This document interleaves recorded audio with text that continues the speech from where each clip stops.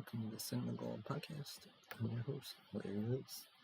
Today we're discussing the latest movie news and TV news coming from the entertainment industry. Our first main topic is Godzilla vs. Kong conquering the box office this Easter weekend.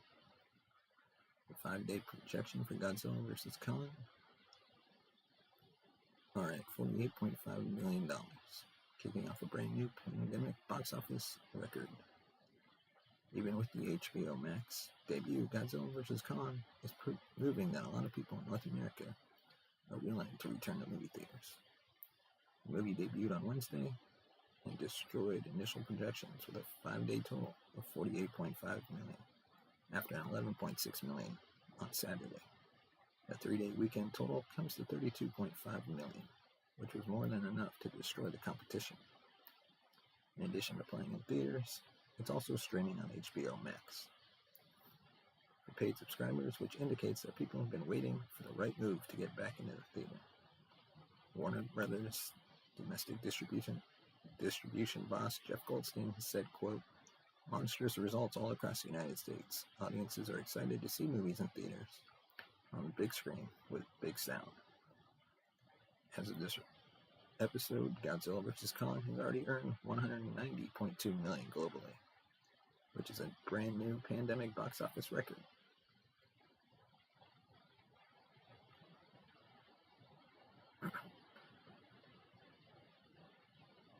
Supernatural horror movie The Unholy debuted at number 2 this weekend, bringing in $3.2 million at movie theaters.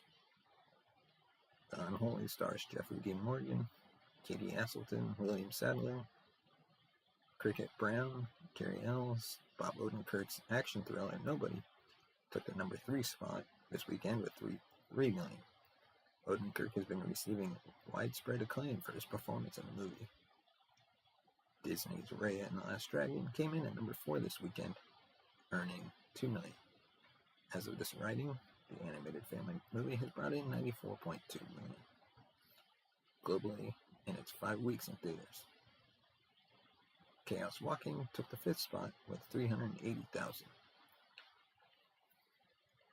The movie has received mixed reviews from viewers and critics alike, despite strong performances from Daisy Ridley and Tom Holland. The Croods, A New Age, landed at number 6 with $210 million, earning over $162 million in 19 weeks. French Exit returned to the top 10 this weekend. After premiering last February, the comedy was able to earn $193,000, which was enough to land the 7th spot. Liam Neeson's The Marksman brought in an additional $165,000 and landed at number 8.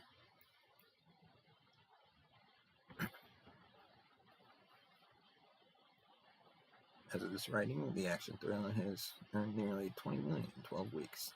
Finally, Boogie and Minari round out this weekend's top 10 with $150,000 and $109,000 respectively.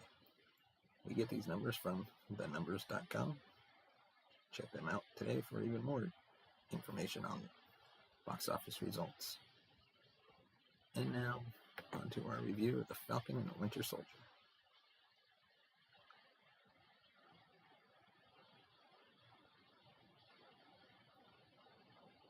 Falcon and the Winter Soldier becomes the Captain America Civil War sequel we needed. The reason Marvel's Disney Plus shows will work as a concept is because the movies gave us plenty of interesting characters who sadly didn't receive enough of a spotlight. The relationship between Wanda Maximoff and Vision only got a few minutes across several movies.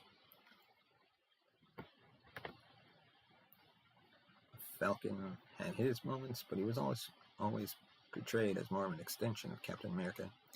He didn't really have a lot of time to explore his life or the character.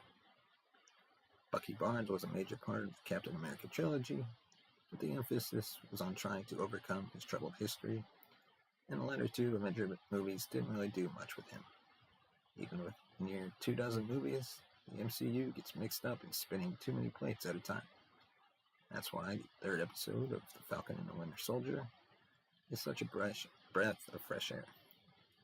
It feels like a fitting follow-up to Captain America Civil War without being overwhelmed by the Avengers, the high-profile new heroes, and Marvel slamming its action figures together.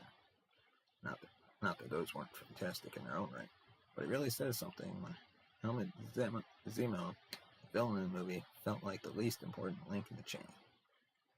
Daniel Bruhl returned as Zemo, now depicted as a rich baron, like in the comics, to aid reluctant Sam and Bucky. His role feels a lot like Loki in Thor: The Dark World.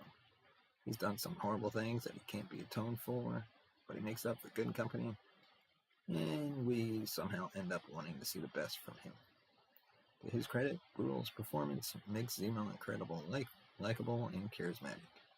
But as his episode shows, such things can shield you from the horrible truth. For instance, the new Captain America, John Walker, and the Flag Smashers spent the previous episode buying our goodwill and making us think that they're not all that bad. Those two parties take a back seat in the third episode. But we do start to see that no matter how well-meaning the two sides are, they still come with sinister undertones, and it sets things boiling for the latter 3 episodes. Not that our title characters are so pure, considering the episode straight up starts with them helping a cause, a prison riot/breakout. Much of the episode deals with Madripoor, known for being an underworld death trap in the comics, and home to Wolverine's alter ego Patch. We don't get to spot any grand hints of the inclusion of mutants in MCU, but we do get to see our heroes and Zemo schmooze through seedy locations while playing off of each other. Soon enough, we get a special guest character to join our crew. Clearly, it's someone many expected, but that's okay. There's another bigger surprise appearance later on. No, it's not Wolverine. Instead, it's Sharon Carter, still on the run after the events of Captain America's Civil War. Now with a much more cynical worldview and a serious, brutal fighting style. Of our 2 protagonists, this is definitely more of a Bucky episode. The moment he confronts Zemo, it plays out exactly as you'd expect. Zemo says the Winter Soldier trigger words, and they do nothing. But we later realize that there's more to his history than his handler's whispers. As the episode unfolds, Bucky's past as an assassin almost comes off as an addiction. It's not just something he runs from, but something that part of him wants to return to. Maybe he shouldn't be on the globe-trotting adventures to fight super soldiers in the first place. Might be doing more harm than good. Falcon is once again nagged for trying to have a little agency in his life beyond his connection to Steve Rogers. It isn't enough for Bucky to make Sam's refusal to be the new Captain America about him.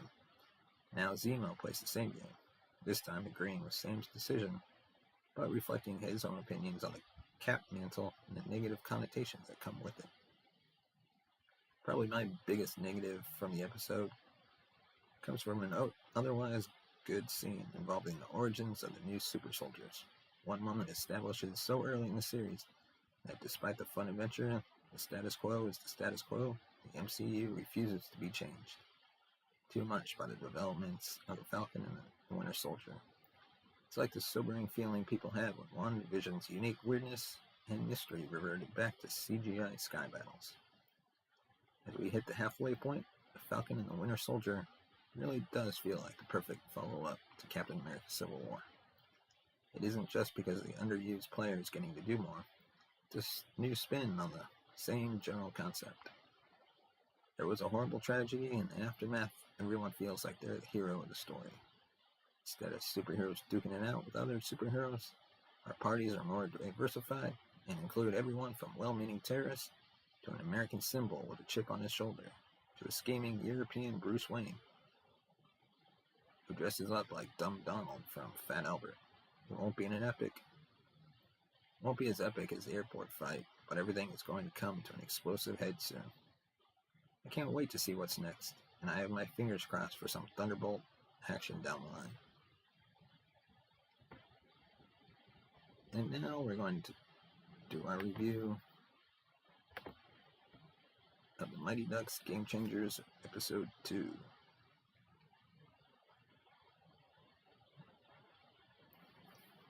It's the first day of practice after the Don't Bother's arguably triumphant reveal at Team Day. With Coach Alex at the helm, everything will go swimmingly right? Much to Evan's dismay, the new team's first practice consists of bonding activities instead of doing drills on the ice. The team goes around sharing information about themselves in hopes to create a strong foundation. I can appreciate Alex's efforts, but knowing the shampoo routine used on Logan's luscious locks is not the ideal way to win a game. With a consistent practice time now on the schedule at the Ice Palace, Gordon decides that will be an opportune moment to nap. Can't say I don't support the decision. As we were briefly introduced to in last week's premiere, both Alex and Evan see Gordon as a sage hockey guide, even though Gordon's unenthused by this accidental role. Mother-son duo both interrupt to stress rant about the coaching situation. While Alex is worried she won't be able to coach the team in a productive manner, Evan can't believe his mom is screwing up the job from the jump. The first game is creeping up on the team, so Alex decides the best way to prepare is with a pre-game awards ceremony. She awards the kids with small statues for non-sport related achievements. Alex is sports is fun, Evan is hockey is life. There's no common ground. After her son's fit, Alex goes to sit in the stands at the Ice Palace to clear her head and, I guess, speak to the hockey gods. She catches Gordon shooting some pucks around the rink and jumps at the chance to utilize some reverse psychology in hopes to get him to become a new coach. He denies Alex faster than Josh when Jackson said no to being a part of the upcoming cast reunion episode of the series. Luckily, another small sliver of common ground is found. Gordon agrees with Alex over the current state of the Ducks and how the infectious camaraderie found on the original team has vanished. It's become a helicopter parent game now, no longer enjoyable for any party involved. Gordon also reveals a tip for the Don't Bothers to acquire some decent equipment. They can head to the Lost and Found room at the Ducks' home rink. Since his parents just throw money around in order for their children to succeed, no one claims any of the missing equipment. Brilliant heist operation thanks to Logan's flowy hairdo leads the team to finally get their hands on the hockey goods. Before the game, Alex bestows upon the team their official jersey amidst a pep talk to prepare them for their debut. The scene builds to a crescendo of possible victory, but we're talking about the Don't Bothers here. They suck. Big time. They get their Don't Bother behinds beat. Alex semi-apologized after the game, trying to continue the good moral, and sports is fun. Evan responds, getting her butt kicked that bad isn't fun.